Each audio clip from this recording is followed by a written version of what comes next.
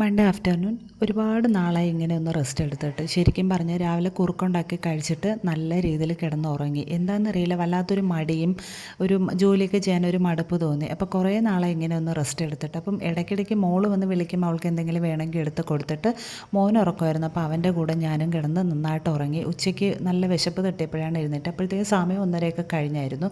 പിന്നെ രാവിലെ തന്നെ ഞാൻ അപ്പത്തിന് അരി അരച്ച് വെക്കാമെന്ന് പറഞ്ഞിട്ട് പച്ചരി കുതിർത്ത് വെച്ചിട്ടുണ്ടായിരുന്നു. അപ്പോൾ ഇനി എന്തായാലും ഉച്ചയ്ക്ക് വേറെ ഒരു കാര്യങ്ങളൊന്നും നടക്കില്ല, ഉണ്ടാക്കി പെട്ടെന്ന് കഴിക്കാം.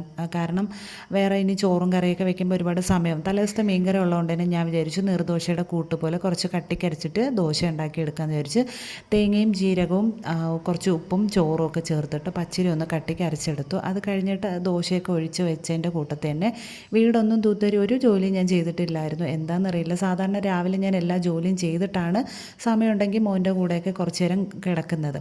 അപ്പോൾ ഇന്ന് വല്ലാത്തൊരു ക്ഷീണവും മടുപ്പും ഒക്കെ തോന്നിയുകൊണ്ട് ഞാൻ വിചാരിച്ചു എന്തെങ്കിലും സിമ്പിളായിട്ട് കഴിക്കാമല്ലോ എന്ന് വിചാരിച്ചിട്ടാണ് കിടന്നത്. അപ്പോൾ അതെല്ലാം കഴിഞ്ഞിട്ട് ദോശയൊക്കെ ഉണ്ടാക്കി വെച്ചു. പിന്നെ വീടൊക്കെ തൂത്തിട്ടതിന് ശേഷം ഇപ്പോൾ മഴയും കാറ്റും ഒക്കെ ഉള്ളതുകൊണ്ട് തന്നെ ഇങ്ങനെ മാങ്ങയൊക്കെ കുറേ തൊഴിയുന്നുണ്ട്. അപ്പോൾ വേറെ ചവറൊന്നും ഇല്ലായിരുന്നു. ഇന്നലെയും കൂടെ മുറ്റം തൂത്തിട്ടതുകൊണ്ട് മാങ്ങ മാത്രം പറക്കി കളഞ്ഞിട്ട് ഞാൻ കൈയൊക്കെ കഴുകിയിട്ട് വന്നു. പിന്നെ ഹാളൊക്കെ ഒന്ന് തുടച്ചിട്ടിട്ട് ഫുഡും കഴിച്ചു.